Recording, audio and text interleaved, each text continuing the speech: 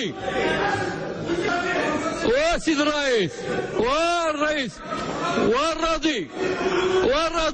والراضي راه هذا بالرمل ماشي سوق. احترم القانون ما احترمتيش القانون. تديروا واحد الحمله وكتجمعوهم من البيوت ولكن هما هذوك التقنيات راه شافوا المارشي اللي ديال فرنسا ديال السلومات اللي تعطى المايا قلنا ليه الخيا بالمطا بالمرسى اللي غادي تكون اكبر مرسى افريقيه، وغادي يجيو المستثمرون هما اللي غادي يجيو.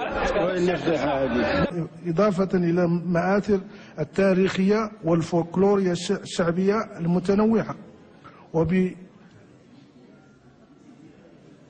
بلوحات متنوعة ثقافية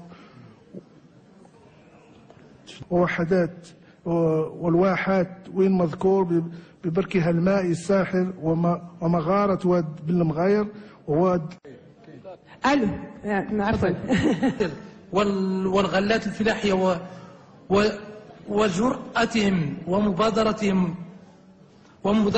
ومبادرتهم الشجاعة والغلات الفلاحية وجرأتهم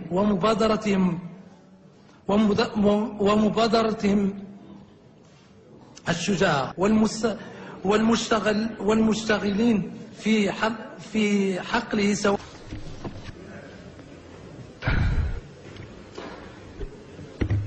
الو شكرا السيد الرئيس. لاحظوا بانه الناس اللي ماتوا هذه 100 سنه الى فاقوا غادي يلقاو 4 المستشفيات اللي خلاو هما اللي بقاو. مستشفى الانطاكي باقي هو معفن، بنو ذو معفن، بنو طفيل معفن مكرفص. السيدة الثانية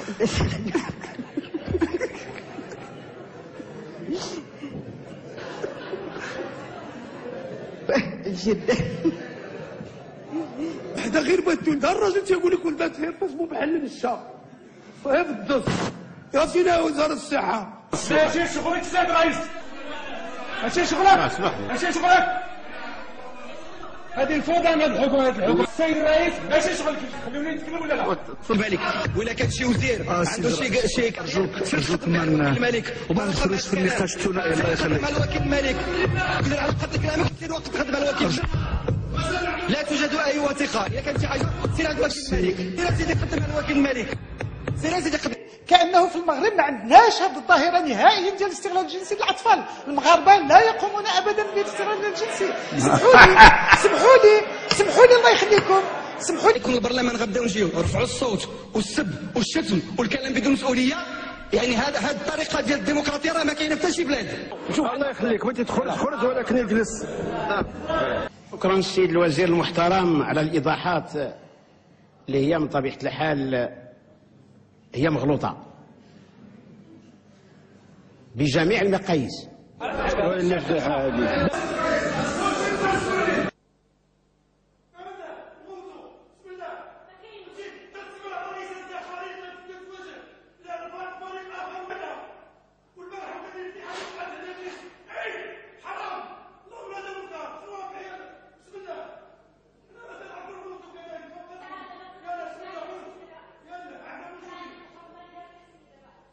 تبقى لأنه لا يمكن أن نستمر في هذه الظروف، لا يمكن أن نستمر في هذا الجو الغير الملائم.